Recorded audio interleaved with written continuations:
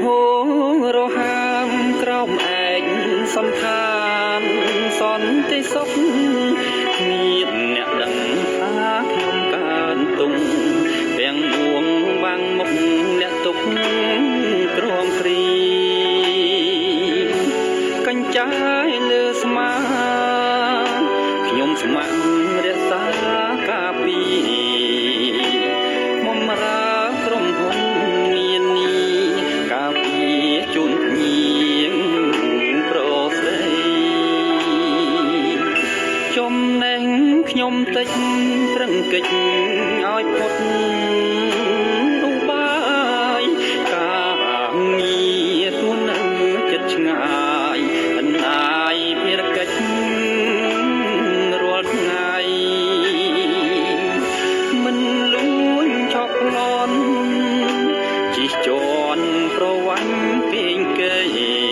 ធ្វើការសន្សំកំរៃយកថ្ងៃដើម្បីគ្រួសារ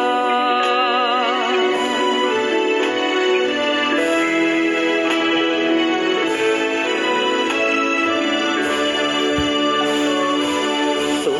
មកុំឌីលដំទុកខ្ញុំដោយសត្វចាំ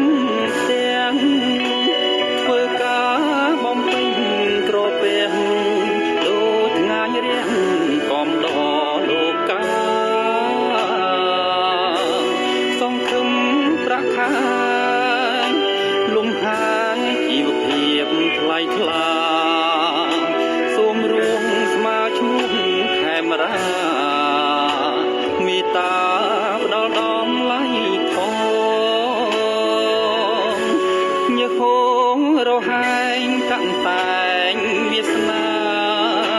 នៃខ្ញុំមុខទ្វាច្រប់តូចធំមានខ្ញុំឈរក្លំរបបាត់បង់របស់